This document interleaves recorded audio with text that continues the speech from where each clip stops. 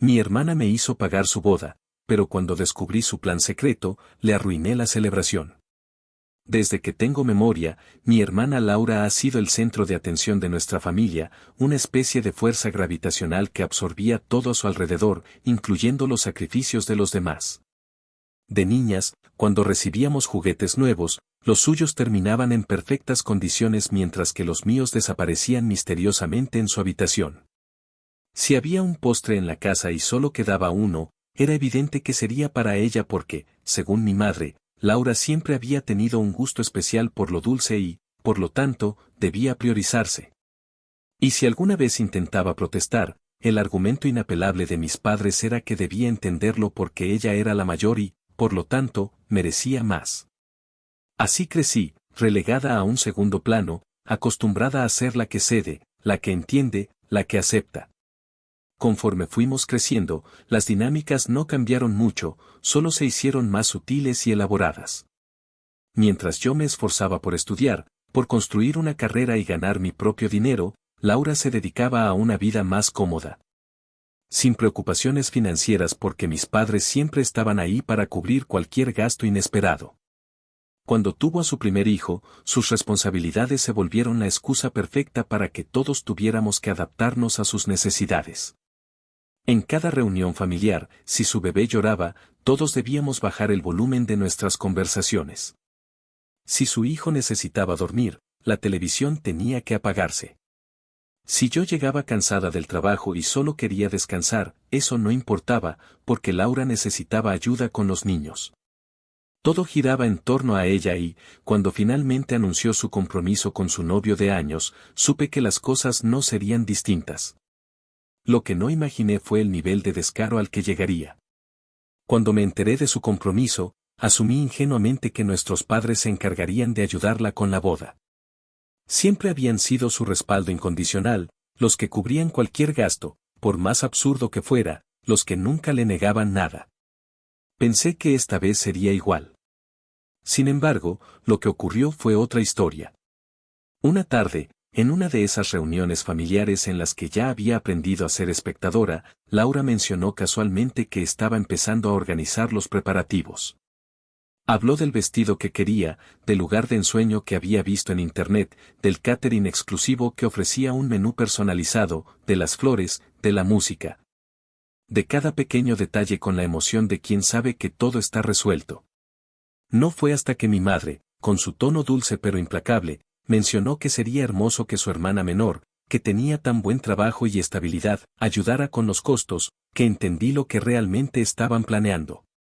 Al principio, me reí, pensando que era una broma. Dije que no, que ni siquiera estaba en mis planes gastar una cantidad tan ridícula de dinero en algo que ni siquiera era para mí. Pero entonces comenzaron los argumentos, los mismos de siempre, aquellos que se habían perfeccionado con los años. Que Laura había hecho muchos sacrificios. Que mientras yo me enfocaba en mi carrera y en ganar dinero, ella había dedicado su vida a formar una familia, a cuidar de sus hijos, a construir algo más grande que un simple trabajo. Que yo, en mi comodidad de no tener hijos y poder gastar mi dinero solo en mí misma, no podía entender lo difícil que era. Que si ella no tenía cómo costear la boda, era lógico que su familia la apoyara y, dado que mis padres no estaban en condiciones de gastar tanto, lo natural era que yo lo hiciera. Fue un asalto emocional en toda regla, y por más que intenté resistirme, el peso de los años de manipulación fue demasiado. Me convencieron de que era lo correcto, de que ayudar a mi hermana era un acto de amor, de que no podía ser tan egoísta como para negarle la boda de sus sueños cuando yo tenía los medios para hacerlo. Así que, con una resignación que conocía demasiado bien, acepté pagar. Los meses siguientes fueron una cascada de gastos interminables. Primero, el pago del lugar, un sitio espectacular con jardines inmensos, ideal para las fotografías que Laura quería. Luego, el vestido, un diseño exclusivo de un diseñador de renombre que aseguraba que ella luciría como una princesa.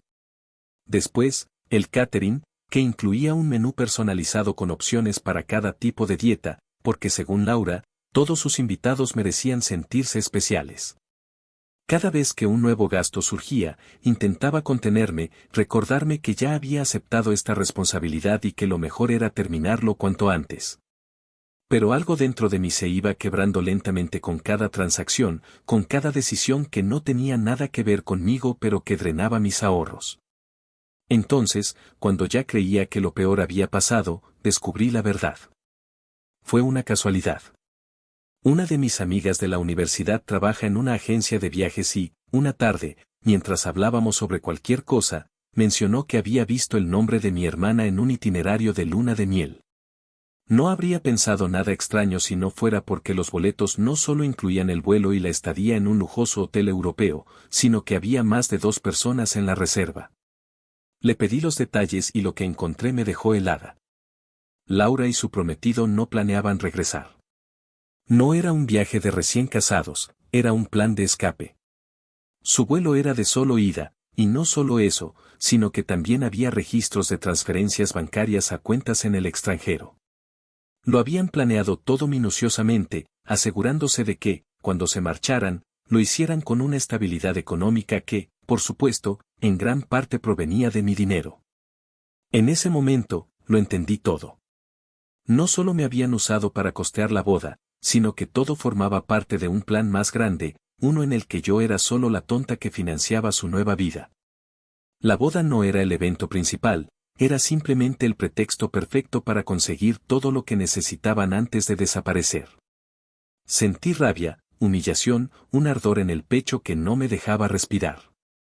Había sido engañada de la manera más descarada, utilizada como si mi esfuerzo y mi trabajo no significaran nada, como si mi dinero no fuera producto de años de sacrificios.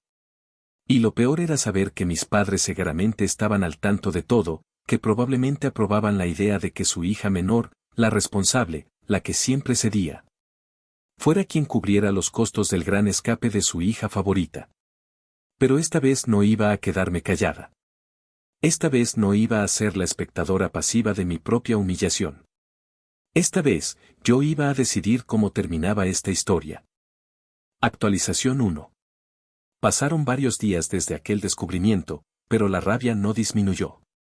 Al contrario, creció, se asentó en mí como una herida que no cicatrizaba, como un veneno lento que se esparcía por cada pensamiento. La imagen de Laura, sonriendo, eligiendo cada detalle de su boda con la seguridad de quien sabe que todo está resuelto, me revolvía el estómago.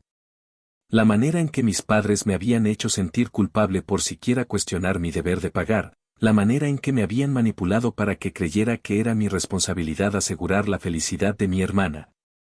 Todo eso se transformó en un peso insoportable. No podía quedarme quieta. No después de haber visto con mis propios ojos cómo habían planeado su fuga mientras yo les financiaba cada paso. Pero antes de actuar, necesitaba respuestas. No podía confrontarlo sin estar completamente segura de la magnitud de su engaño. Así que me armé de paciencia y comencé a indagar con más profundidad. Mi primer paso fue visitar a mis padres con la excusa de discutir algunos últimos detalles sobre la boda. No era una conversación que realmente necesitara tener con ellos, pero era la oportunidad perfecta para tantear el terreno, para ver si ellos sabían más de lo que dejaban entrever. La tarde era tranquila cuando llegué a su casa, el sol comenzaba a descender, tiñendo el cielo con tonos cálidos que contrastaban con la frialdad que sentía en mi interior. Mi madre me recibió con su usual entusiasmo fingido, ese tono de voz dulzón que usaba cuando quería suavizar cualquier conversación. Habló sobre lo emocionados que estaban por la boda, sobre cómo sería un día inolvidable para toda la familia, sobre lo agradecida que Laura debía sentirse por tenerme como hermana. No mencionó ni una sola vez el esfuerzo financiero que estaba haciendo, ni el sacrificio que representaba para mí. Como si el dinero hubiera aparecido mágicamente y no hubiera salido de mis ahorros. Fue cuando, en medio de su charla, dejó escapar un comentario que me hizo contener la respiración. Dijo, con la ligereza de quien cree que no está diciendo nada importante, que después de la boda todo cambiaría para mejor, que Laura por fin tendría la vida que siempre había querido. Que a veces las oportunidades llegaban en los momentos perfectos y que había que tomarlas sin dudar. La miré fijamente, intentando ocultar el torbellino de pensamientos que esa frase desató en mí. La manera en que lo dijo, con esa seguridad, con esa convicción de que todo estaba bajo control, me confirmó lo que ya temía. Mis padres sabían. Quizás no todos los detalles, quizás no la magnitud de la estafa que su hija mayor estaba llevando a cabo, pero estaban al tanto de que Laura y su prometido tenían planes más allá de la boda. No era solo una suposición mía, no era una paranoia alimentada por el resentimiento. Ellos sabían y, lo que era peor, aprobaban. Respiré hondo, obligándome a mantener la calma. No podía delatarme, no todavía. Así que fingí interés, hice preguntas vagas sobre lo que mi madre quería decir con las oportunidades que llegan en el momento perfecto, pero ella, con esa sonrisa satisfecha, simplemente desvió la conversación, asegurando que todo se vería más claro después de la ceremonia, que era mejor no arruinar la sorpresa. Me hirvió la sangre. Regresé a mi casa sintiéndome más determinada que nunca. Ya no había dudas, ya no quedaba espacio para la compasión. Laura no solo me había engañado, sino que lo había hecho con la complicidad de nuestros padres, con la certeza de que podía pisotearme sin consecuencias. Pero se equivocaba. Con la información que había recopilado hasta el momento, supe que tenía que ir más lejos. La confirmación de mi madre me dio la certeza de que no estaba viendo fantasmas donde no los había, pero aún me faltaban piezas del rompecabezas. Fue entonces cuando recurrí nuevamente a mi amiga en la agencia de viajes. Le pedí que buscara cualquier otra reserva relacionada con Laura o con su prometido, cualquier otro indicio de que su plan estaba más elaborado de lo que parecía. No esperaba mucho, pero lo que encontró superó mis expectativas. Además de la luna de miel que ya había visto, Laura y su prometido tenían reservas en distintas ciudades, no solo en una. No era un viaje de placer común, sino un recorrido bien calculado. No se quedarían en un solo país, sino que tenían escalas en varios lugares antes de su destino final. Lo más inquietante fue descubrir que, en una de esas reservas, figuraba también el nombre de sus hijos. No planeaban regresar. Habían hecho todos los arreglos para llevarse a los niños, para desaparecer sin dejar rastro. Ese fue el momento en el que comprendí la magnitud del engaño. No solo estaban huyendo con el dinero que yo había invertido en su boda, sino que lo estaban haciendo con el respaldo de mis propios padres. No había excusas, no había justificaciones posibles. Era un plan ejecutado con meticulosidad, con la confianza de que yo nunca descubriría la verdad hasta que fuera demasiado tarde. Pero ahora lo sabía. Y no pensaba dejar que se salieran con la suya. Pasé toda esa noche en vela, organizando en mi mente cada pieza de información, cada posible movimiento. Sabía que no podía apresurarme, que debía ser cuidadosa si quería que todo saliera bien. No bastaba con exponerlos, no bastaba con enfrentar a Laura y gritarle en la cara lo que había descubierto. Eso sería demasiado simple. Ella era experta en manipular, en retorcer la realidad a su favor, en hacer que todos la vieran como la víctima. No. Si quería que mi venganza fuera efectiva, tenía que ser calculada. Laura había planeado su gran escape con meses de anticipación, asegurándose de que todo estuviera en su lugar. Yo, en cambio, no tenía tanto tiempo, pero lo que tenía era algo aún más poderoso, la certeza de que, cuando actuara, no habría manera de que escapara de las consecuencias. El primer paso estaba claro. Ahora que sabía que mis padres estaban involucrados, tenía que cortar cualquier acceso que tuvieran a mi dinero. Aunque jamás les había dado control directo sobre mis cuentas, si había compartido cierta información en el pasado, en esos momentos en los que confiaba en que la familia debía ayudarse. Sabía que si Laura se veía acorralada, si en algún punto su plan empezaba a desmoronarse, no dudaría en intentar usar cualquier medio para obtener lo que le faltaba. Al día siguiente, sin perder tiempo, fui directamente al banco. Expliqué la situación a un asesor financiero y solicité que cualquier transacción grande requiriera una confirmación adicional de mi parte. Además, pedí que revisaran cualquier intento de acceso sospechoso. No permitiría que me robaran ni un centavo más. El segundo paso era más delicado. Necesitaba asegurarme de que la boda siguiera su curso sin que Laura sospechara nada, porque si se daba cuenta de que estaba al tanto de sus planes, podía adelantarse y cambiar su estrategia. Pero también tenía que empezar a poner en marcha mi venganza. El día de la boda estaba cada vez más cerca y, sin que nadie lo supiera, la caída de Laura ya había comenzado. Actualización 2. Las semanas previas a la boda transcurrieron con una normalidad aparente, una calma tensa en la que cada conversación, cada mensaje y cada encuentro con mi familia se sentían como un acto de contención. Un juego de paciencia en el que yo debía fingir desconocimiento mientras por dentro mi mente trabajaba sin descanso. Laura seguía envuelta en su burbuja de ensueño, obsesionada con los últimos detalles, con la elección de los arreglos florales, con la prueba final del vestido, con la confirmación de invitados, con la música que sonaría en cada momento clave. Hablaba de la boda con una emoción tan palpable que cualquiera que la escuchara pensaría que era la mujer más feliz del mundo, que estaba construyendo el día perfecto para sellar su amor, cuando en realidad no era más que una obra de teatro minuciosamente ensayada, una fachada que ocultaba su verdadero propósito.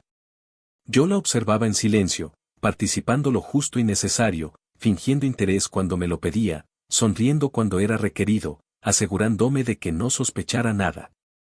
Sabía que si notaba la más mínima grieta en mi comportamiento, si percibía aunque fuera una sombra de duda o una señal de resistencia, podía volverse más cautelosa, podía anticiparse a mis movimientos y modificar su plan. No podía permitirme ese riesgo. Así que seguí el juego, manteniendo la compostura mientras por dentro maquinaba la manera exacta en la que todo se derrumbaría sobre ella. El primer paso ya estaba dado. Había blindado mis cuentas bancarias, asegurándome de que ningún intento de fraude pudiera ser llevado a cabo sin mi consentimiento. Pero eso no era suficiente. Laura tenía el control absoluto sobre la narrativa dentro de la familia, y si quería que su caída fuera definitiva, no podía simplemente desmantelar su acceso a mi dinero. Tenía que hacer algo más grande, algo que no pudiera revertir ni disfrazar con sus manipulaciones. Por eso, la segunda fase de mi plan comenzó con una visita al lugar donde se celebraría la boda. Desde el principio, yo había sido la única persona encargada de los pagos y contratos, la única que tenía acceso a los documentos oficiales. Laura nunca se preocupó por leer las cláusulas, nunca se interesó en saber exactamente qué era lo que yo estaba pagando. Simplemente asumió que todo estaba bajo control, que su boda se realizaría sin inconvenientes porque yo ya me había asegurado de ello. Ese fue su error. Al llegar al salón de eventos, solicité hablar con el gerente, un hombre serio y meticuloso que recordaba con precisión cada contrato que firmaban. Le expliqué que necesitaba hacer algunas modificaciones en la reserva, ajustes pequeños que no cambiarían la fecha ni el número de invitados, pero que eran necesarios por razones personales. No levantó ninguna objeción. Después de todo, yo era la titular del contrato, la única persona con derecho a hacer modificaciones. Con una calma estudiada, revisé cada punto del acuerdo y solicité un cambio de titularidad en la reserva del evento. A partir de ese momento, la boda ya no pertenecía a Laura, sino a mí. No fue el único cambio. También ajusté el catering. Hablé directamente con el proveedor de comida y solicité que, en lugar del menú personalizado que Laura había elegido, la comida y bebida estuvieran asignadas a otro evento, uno que yo organizaría en paralelo. Para ellos, no había ninguna diferencia. La factura seguía siendo pagada, el servicio seguía siendo solicitado. No tenían motivo para cuestionarlo. El siguiente paso fue con la música. Laura había insistido en contratar una banda en vivo, una agrupación de músicos que tocarían durante la ceremonia y la recepción. También habían sido contratados bajo mi nombre. Con una llamada rápida, les informé que la fecha y el lugar seguían siendo los mismos, pero que la presentación sería para un evento distinto. Al igual que con el catering, no hubo problemas. Mientras se les pagara lo acordado, poco les importaba el motivo exacto de la celebración. Cada ajuste, cada modificación que hice, fue un golpe más a la estructura que Laura había construido sobre la certeza de que tenía todo bajo control. Lo que ella no sabía era que, mientras creía estar caminando sobre un terreno firme, en realidad estaba parada sobre una plataforma que yo misma estaba desmontando poco a poco. Pero aún había más por hacer. Sabía que Laura no era el tipo de persona que simplemente aceptaría una derrota. Si el día de la boda descubría que algo estaba mal, intentaría arreglarlo, intentaría improvisar, manipular, convencer a todos de que el problema era otro, de que el desastre no era su culpa. No podía darle esa oportunidad. Fue entonces cuando decidí el golpe final. Hacía años que conocía a una de sus amigas de la infancia, una mujer con la que Laura solía compartir secretos en la adolescencia, pero con la que tuvo una fuerte pelea hace tiempo y nunca volvió a hablarle. No éramos cercanas, pero había estado presente en varias reuniones familiares y sabía lo suficiente de la dinámica entre Laura y yo como para no sentir la más mínima simpatía por ella. Cuando le envié un mensaje pidiéndole que nos viéramos para tomar un café, aceptó sin dudar. Nos encontramos en un lugar discreto, lejos de cualquier posibilidad de que alguien de la familia nos viera. No tardé en ir al grano. Con la naturalidad de quien simplemente está compartiendo información, le hablé sobre los planes de Laura, sobre cómo había financiado cada parte de la boda con mi dinero.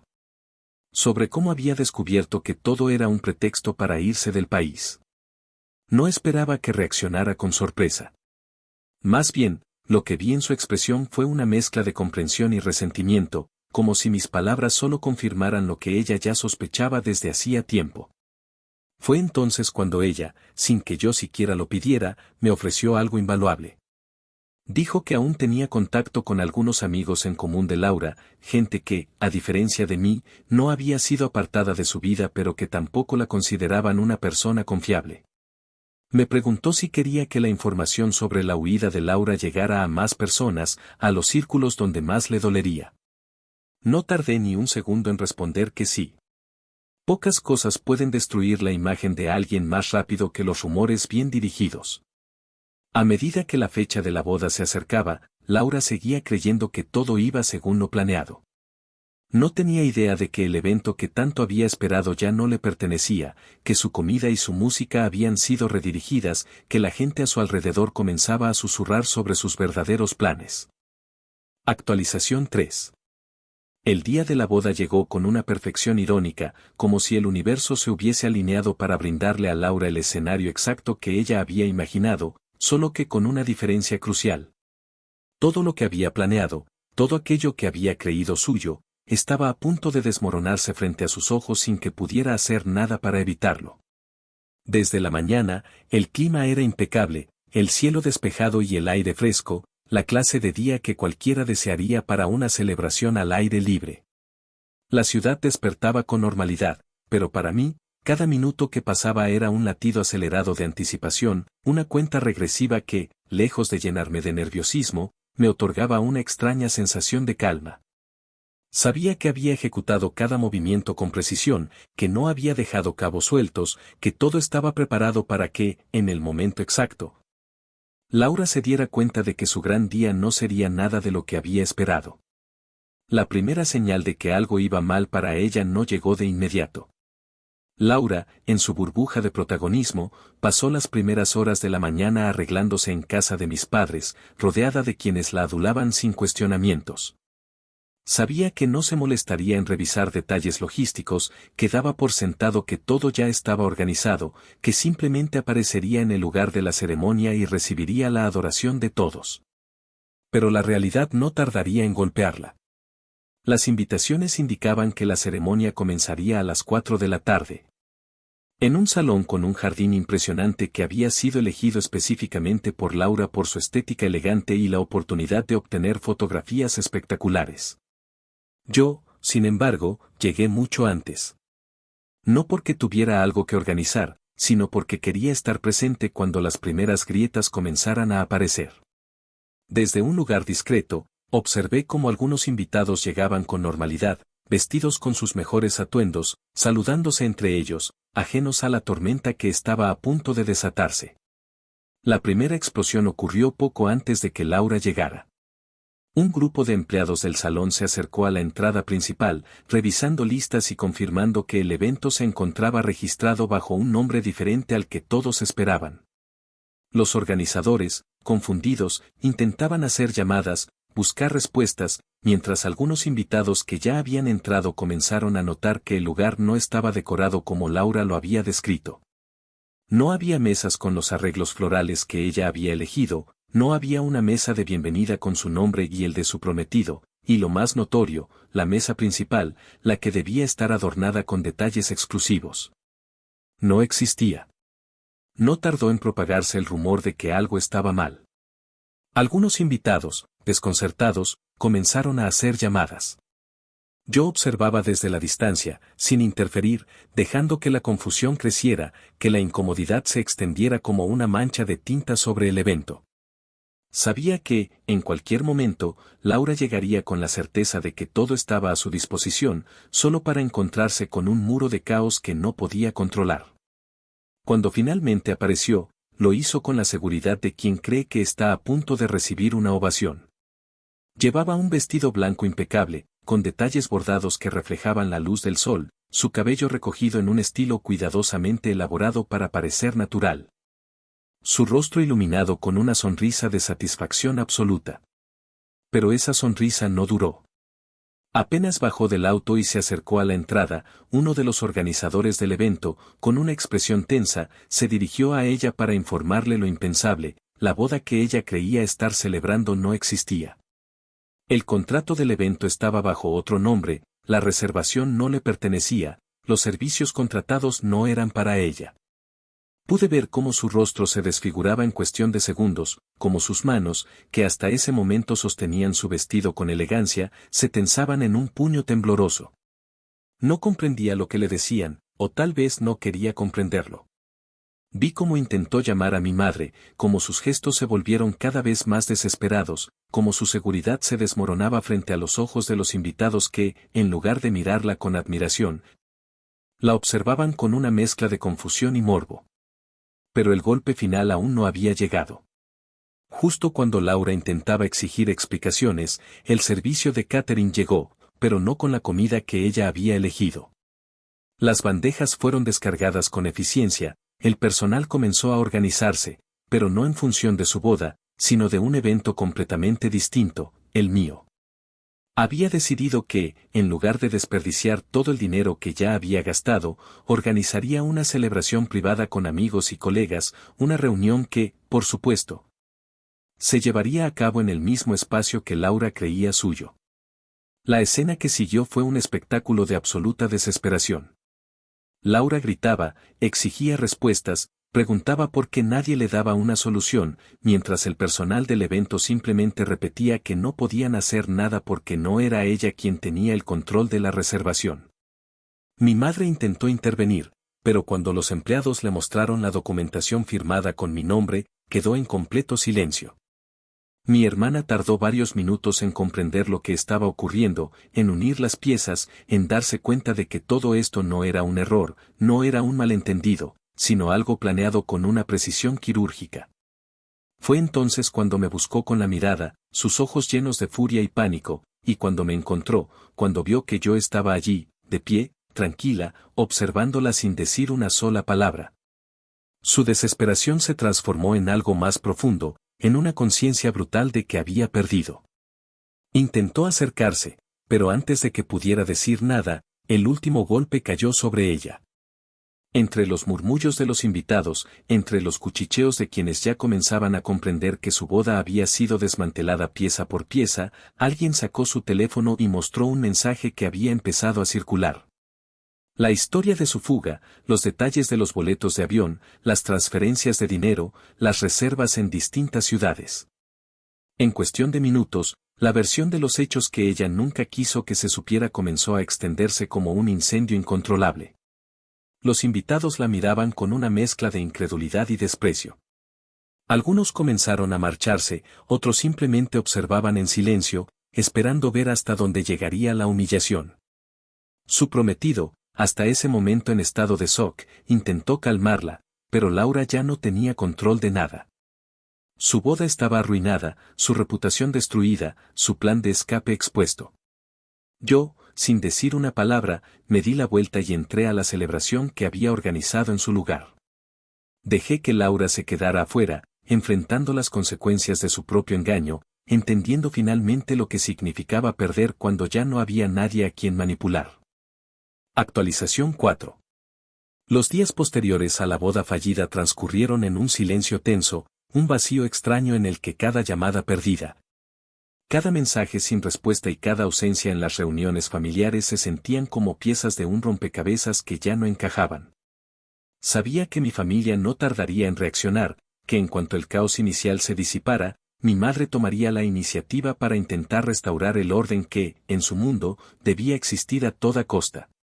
Laura, por otro lado, no era alguien que aceptara una derrota en silencio. No podía imaginarla sentada en su casa, reflexionando sobre sus errores o asumiendo la responsabilidad de lo que había hecho. No, lo más probable era que estuviera buscando una manera de girar la historia a su favor, de encontrar un culpable que no fuera ella misma, de justificar su humillación con cualquier excusa que le permitiera salvar su imagen. No tardé en recibir la primera llamada de mi madre. La pantalla de mi teléfono brilló con su nombre varias veces antes de que finalmente decidiera contestar.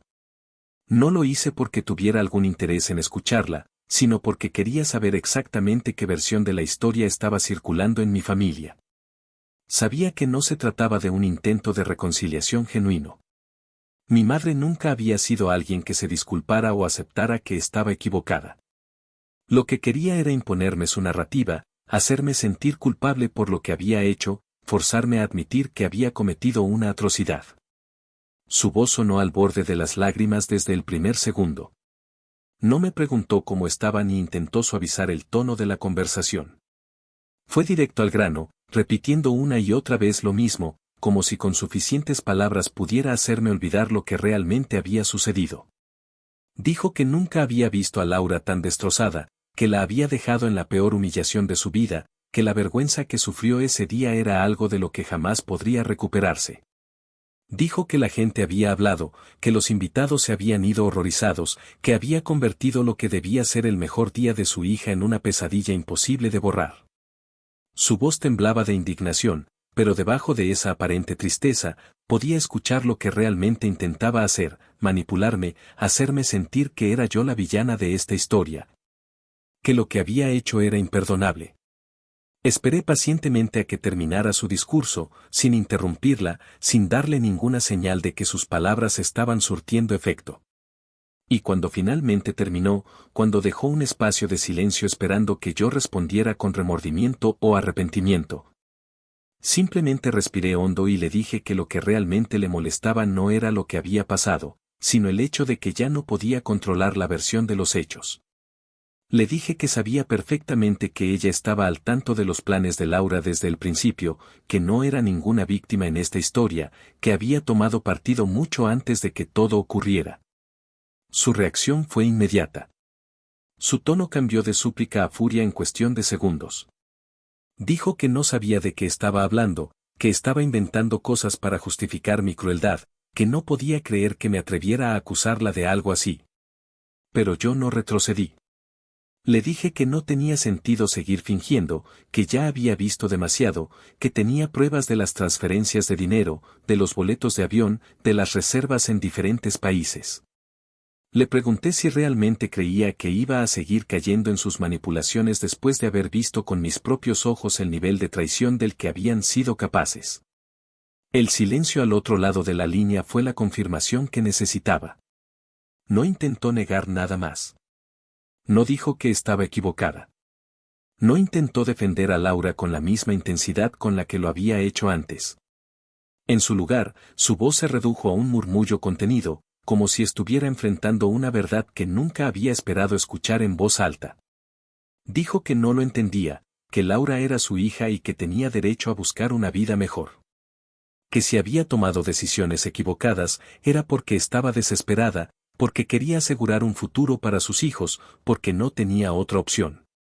Supe que ese era el momento de terminar la conversación. No había nada más que decir. Mi madre jamás admitiría que lo que hicieron estuvo mal, jamás aceptaría que me utilizaron, jamás vería a Laura como la responsable de su propia desgracia. Para ella, yo seguiría siendo la culpable, la que destruyó la boda, la que no entendió la situación difícil de su hermana, la que arruinó el orden que debía mantenerse intacto. Le dije que no tenía sentido seguir hablando, que no importaba lo que intentara decirme, nada cambiaría lo que había pasado. Y antes de que pudiera responder, colgué. Después de esa llamada, las cosas tomaron un curso inevitable. Mi madre intentó comunicarse varias veces más, pero ya no contesté. Mi padre, siempre más callado y menos involucrado, no dijo nada, no envió mensajes, no intentó mediar. Laura, por otro lado, tomó el camino esperado. En lugar de llamarme directamente, comenzó a mandar mensajes indirectos a través de redes sociales, insinuando que había sido víctima de una traición imperdonable. Que había personas en su vida que le habían dado la espalda cuando más las necesitaba, que había descubierto lo cruel que podía ser la gente en los momentos más importantes. No le respondí. No lo necesitaba. Sabía que lo hacía porque estaba desesperada, porque no tenía forma de revertir lo que había sucedido. La boda no se llevó a cabo, su plan de huida quedó expuesto, sus invitados se fueron murmurando sobre lo que había intentado hacer. Sus amigos y conocidos ahora sabían que no era la persona impecable que siempre había fingido ser, que no era la hermana amorosa ni la hija sacrificada que se había esforzado tanto en aparentar.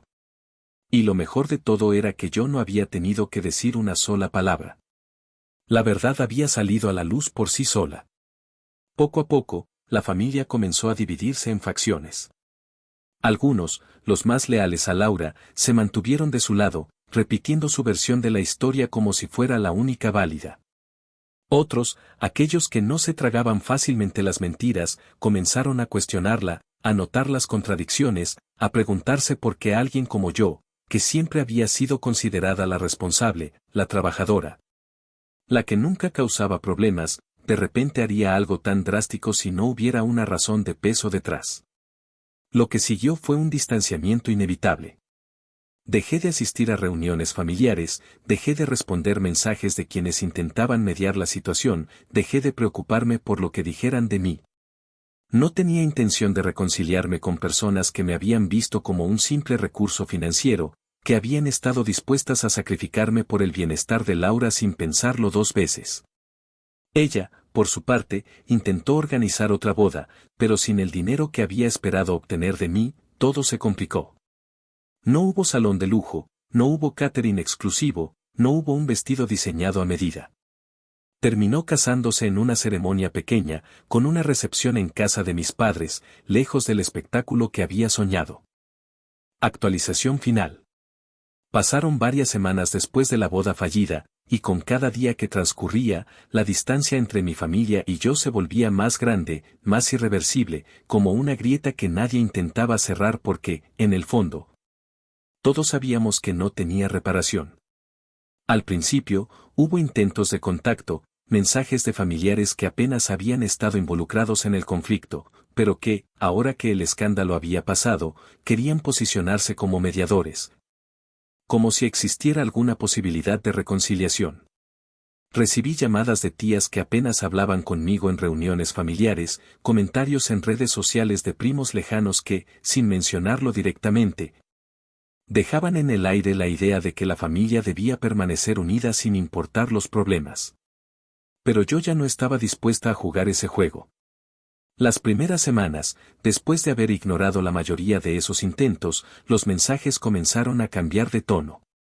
Lo que al principio eran palabras conciliadoras se convirtieron en acusaciones veladas, en frases como no puedes quedarte enojada para siempre o todos cometemos errores, pero al final, seguimos siendo familia. A algunos les respondí con la paciencia de quien ya no tiene nada que demostrar, explicando que no era una cuestión de enojo, sino de respeto propio. Que había decidido alejarme porque no tenía sentido mantener una relación con personas que solo me veían como un recurso, como alguien a quien se podía manipular sin consecuencias. Pero la mayoría de los mensajes quedaron sin respuesta. Laura, por su parte, desapareció por un tiempo. No porque hubiera aceptado su derrota en silencio, sino porque estaba demasiado ocupada intentando salvar lo que quedaba de su imagen. Aunque nunca me lo dijo directamente, supe por terceros que había pasado semanas justificando lo ocurrido, modificando detalles de la historia según la audiencia con la que hablaba.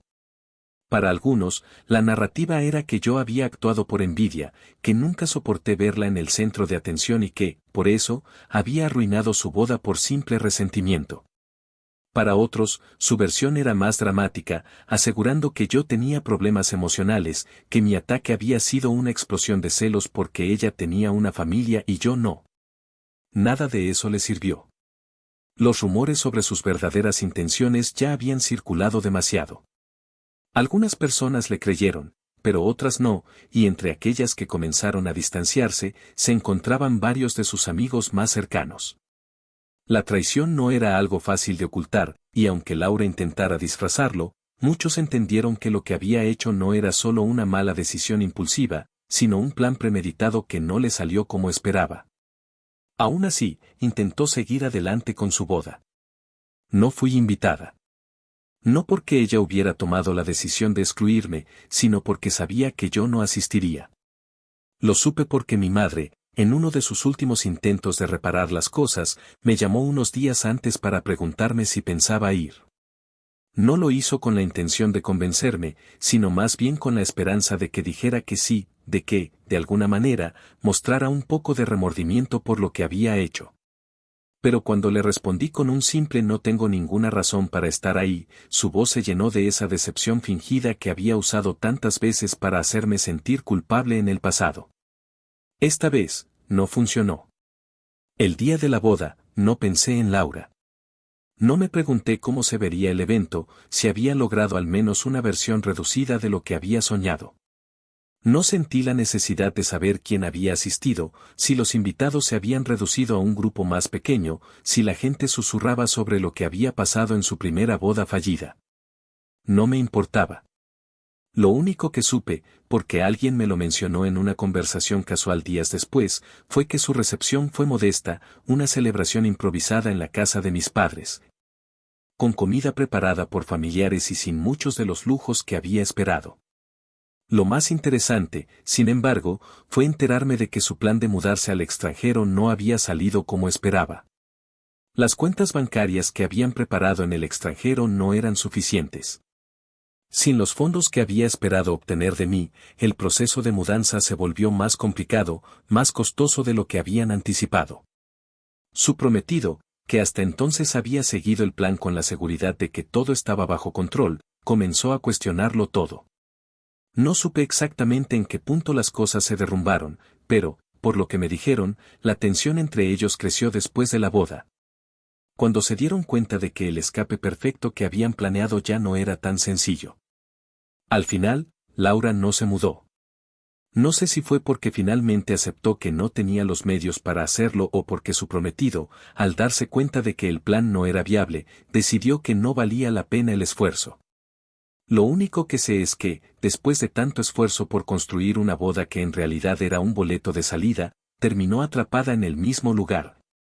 Sin el respaldo financiero que había esperado obtener y con una reputación que jamás podría limpiar por completo. Por mi parte, lo único que sentí fue paz. No satisfacción, no un deseo de regodearme en su miseria, sino una sensación de cierre, de haber puesto un punto final a algo que llevaba años pesando sobre mí. Durante demasiado tiempo había sido la persona que cedía, que aceptaba, que comprendía, que permitía que me tomaran por tonta en nombre de la familia. Pero ya no.